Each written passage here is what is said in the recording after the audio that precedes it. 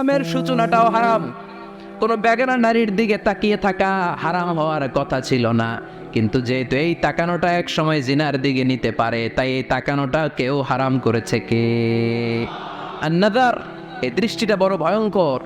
আল্লাহর হাবিব সাল্লাল্লাহু আলাইহি ওয়াসাল্লাম বলেছেন, আন-নাযার সাহামুন মাসমুমুন মিন সিহামি ইবলিস। এই দৃষ্টি, লাগামহীন দৃষ্টি, শয়তানের বিষ মাখানো তীরবানের মধ্যে থেকে একটা ভয়ঙ্কর তীর। এই তীর দিয়ে শয়তান যুবকদেরকে কাবু করে ফেলে। ডাইরেক্টলি শারীরিক সম্পর্কের দিকে কেউ যায় না, প্রথমে বদনজর, প্রথমে কি কথা কয় না, গলার সাউন্ড এখন কমে আসছে, এখন বিপরীতে গা পড়তেছে, তো এখন আর সাউন্ড নাই। প্রথমে শুরু হয় কি দিয়ে? বদনজর, লাগামহীন নজর, তারপরে মুচকি হাসির বিতরণ, চোখে চোখে কথা হয়, আছে না নাই? হাসি বিতরণ হয়, মোবাইল নাম্বার আদান প্রদান হয়, ফেসবুকের আইডি শেয়ার হয়, তারপরে রাত জেগে কম্বলের নিচে চ্যাটিং ফ্যাটিং, আছে না নাই? তারপরে চলে আসে 14ই ফেব্রুয়ারি, বিশ্ব বেহায়া দিবস, ঠিক কিনা? দেখছেন ধাপগুলো, দেখছেন স্টেপ বাই স্টেপ হারামের দিকে যায়। এরপর অবৈধ দৈহিক সম্পর্কের দিকে যায়।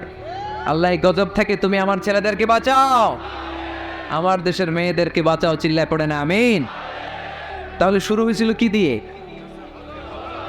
কি নজর? বদনজর, এটা দিয়ে শুরু, জিনা দিয়ে শেষ। এজন্য ইসলাম বলে মুকাদ্দামাতুল হারামে হারাম, মা ইউআদ্দি ইলাল হারাম ফাহুয়া হারাম। যেটা হারামের দিকে তোমাকে ধীরে ধীরে গ্রাজুয়ালি পৌঁছে দিবে, ওটাকেও হারাম ঘোষণা করেছে কে? এজন্য বিশ্ব ইসলাম ওনার মেয়ের জামাতা সাইয়েদনা আলী রাদিয়াল্লাহু তাআলা আনহুকে বলেছেন, আলী খবরদার, লা তুতবি'ন নাযরাতান নাযরা, এক নজর যদি ভুল করে কোনো নারীর চেহারার দিকে তোমার পড়ে যায়, খবরদার দ্বিতীয় নজর দিও না।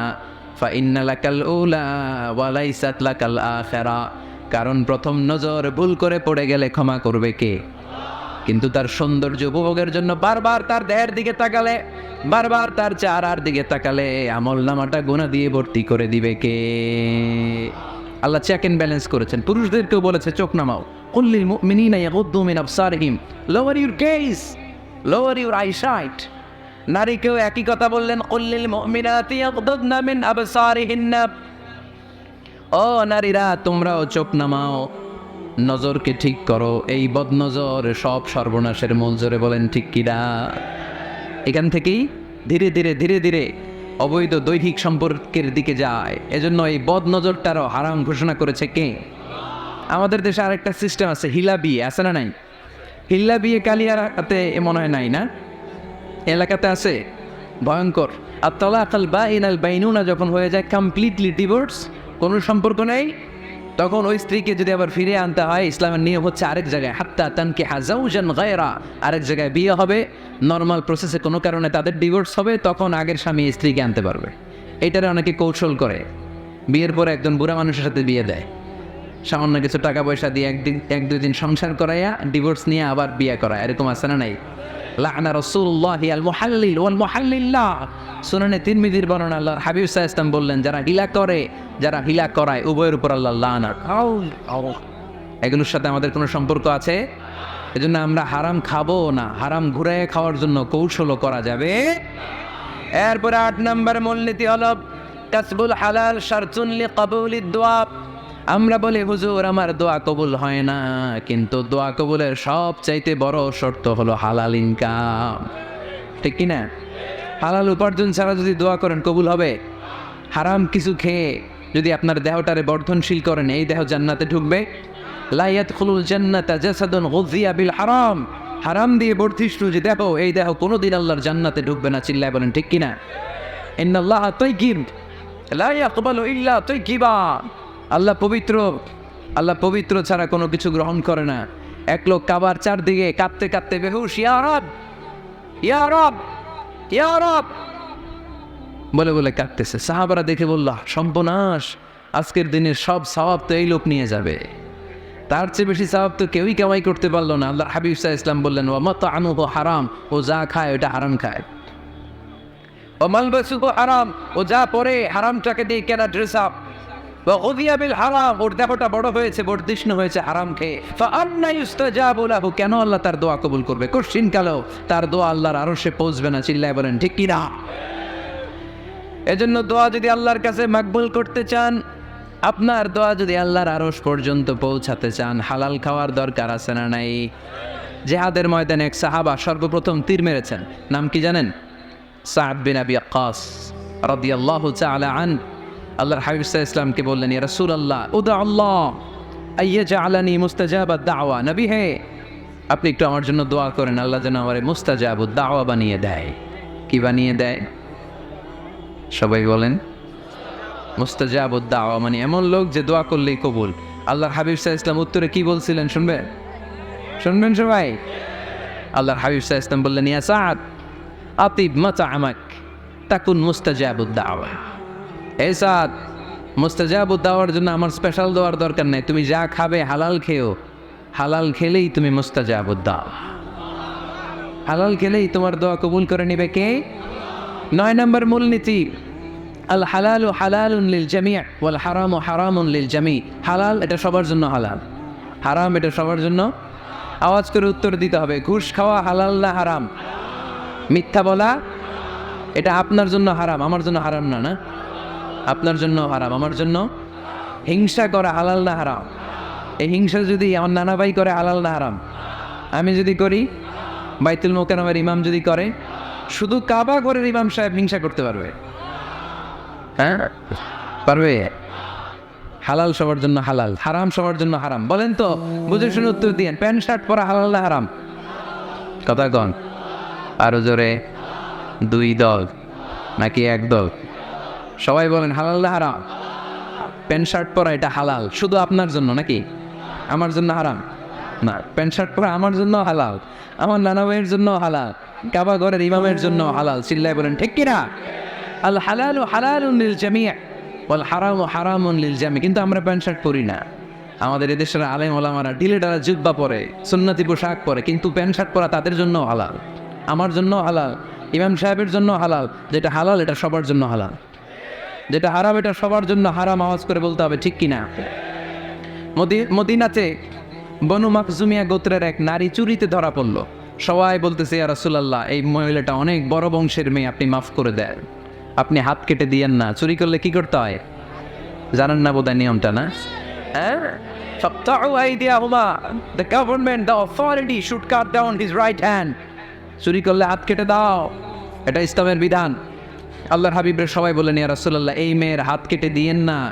আল্লাহর হাবিব সাল্লাল্লাহু আলাইহি ওয়াসাল্লাম বললেন, খবরদার, আল্লাহর বিধানের ক্ষেত্রে আমার সুপারিশ করার স্পর্ধা দেখিও না। লাউ আন্না ফাতিমাতা বিনতি মুহাম্মাদিন সারাকাত লাকাতা মুহাম্মাদুন ইয়াদাহা। মাখজুমিয়া গোত্রের মেয়ে কেন, আমার কলিজার টুকরা নয়নের পুটলি ফাতেমাও যদি চুরি করে, ফাতেমার হাত কেটে দিতে আমি 1 সেকেন্ডও দেরি করব না। কারণ এটা আল্লাহর আইন, বিধান সবার জন্য সমান। অন্যায় করলে ঠেলাওয়ালা দিনমজুর তার ছেলে অন্যায় করলে যে আইন, এমপির ছেলে অন্যায় করলে একই আইন। চিল্লায় বলেন ঠিক কিনা? আইন সবার জন্য সমান। There is no difference between black and white, between upper and lower, between the richer section of the society and poorer section of the society, between the member of the parliament and factory worker, between the president of Bangladesh and the rickshaw puller. Everyone is totally equal, 100% equal, completely equal in the eyes of Quran, in the eyes of Islam. ইসলামের দৃষ্টিতে সবাই সমান, এখানে আলাদা নাই। সৈয়দনা ওমর ফারুকের ছেলে আবু শাহামা নাবিজ খেতে যে এটা মদের মতো হয়ে গিয়েছিল। আমর ইবনে আল আস রাদিয়াল্লাহু তাআলা আনহু ওনাকে মদ খাওয়ার শাস্তি দিয়েছিলেন 80 বার। ফিরে যখন আসলো ওমরে ফারুক বললেন, না তুমি আমার ছেলে কেন খাইলা, এজন্য আমার পক্ষ থেকে আরো 80 বার। আইন সবার জন্য সমান। চিল্লায় বলেন ঠিক কিনা? এখানে কোনো ডুপ্লিমেসি করার সুযোগ, পার্সিয়ালিটি করার কোনো সুযোগ? আইন সবার জন্য সমান। আল হালাল হালালুন লিল জামি' ওয়াল হারাম হারামুন লিল জামি'। আল হালালু বাইয়িন ওয়াল হারামু বাইয়িন ওয়া বাইনাহুমা উমুরুন মুশতাবিহাত লা ইয়ালামুহুন্না কাসীরুম মিনান নাস। হালাল সুস্পষ্ট, হারাম সুস্পষ্ট। কোনটা হালাল আল্লাহ বলেছেন, কোনটা হারাম বলেছেন, আর কিছু কিছু ক্ষেত্রে আল্লাহ কিছু বলেন নাই, তার মানে আমরা মাফ পেয়ে গেছি এগুলা। সুবহানাল্লাহ বলেন। রাহমাতান লাকুম গায়রা নিসিয়ান, যেগুলোর ব্যাপারে আল্লাহ চুপ থেকেছেন, আমাদের উপর রহমত দেখাইতে যে চুপ থেকেছেন। এগুলো নিয়ে খোঁচাখুচি করলে, গুতাগুতি করলে আমাদের উপরে ঝামেলা বাড়বে। চিল্লায় বলেন ঠিক কিনা? আল্লাহর হাবিব সাল্লাল্লাহু আলাইহি ওয়াসাল্লাম বলেছেন, ফাইন্নামা আহলাকাল্লাযীনা মিন ক্বাবলিকুম কাসরাতু মাসাইলিহিম ওয়া ইখতিলাফুহুম আলা আম্বিয়াইহিম। আমার আগে যত উম্মাত ধ্বংস হয়েছে, দুইটা কারণে সবচেয়ে বেশি ধ্বংস হয়েছে। নাম্বার 1, কাসরাতু মাসাইলিহিম, বেশি প্রশ্ন করার কারণে। কি করার কারণে? জানার জন্য প্রশ্ন, ঠেকানোর জন্য প্রশ্ন, ফিতনা বাজানোর জন্য আমাদের প্রশ্ন আছে না নাই? না, প্রশ্ন করবেন শুধু জানার জন্য। ধ্বংস হওয়ার 2 নম্বর কারণ, ফাইন্নামা আহলাকাল্লাযীনা মিন ক্বাবলিকুম কাসরাতু মাসাইলিহিম ওয়া ইখতিলাফুহুম আলা আম্বিয়াইহিম। নবীদের ব্যাপারে ইখতিলাফ করেছে তারা। আমাদের সমাজে ইখতিলাফ আছে না নাই? দলাদলি আছে না নাই? এই দলাদলি করা যাবে? দলাদলি করা যাবে? আমরা দলাদলি চাই না, ঐক্য চাই। এই আপনাদের গলার আওয়াজ, আওয়াজ করে বলেন, দলাদলি চাই নাকি ঐক্য চাই? হালাল চাই নাকি হারাম চাই? তবে জীবন বাঁচানোর জন্য হারাম খাওয়া যায়, হ্যাঁ, যতটুকু না হইলে না। আমাকে যদি প্রশ্ন করেন, হুজুর মদ খাওয়া যায়? উত্তর হচ্ছে না, হারাম। কিন্তু একজন যদি বলে, হুজুর আমি তৃষ্ণায় গলা ফেটে যায়, 3 দিন ধরে 1 ফোঁটা পানি গলা দিয়ে পড়ে নাই, মরুভূমির মাঝখানে দেখলাম এক বোতল লেখা অ্যালকোহল, মদ খাওয়া যাবে?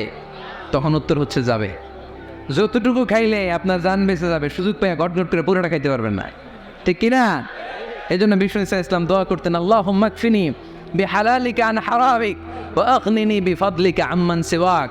আল্লাহ, তুমি হারাম বাদ দিয়ে হালালকে আমার জন্য যথেষ্ট করে নাও। আমরা পড়ি আমিন।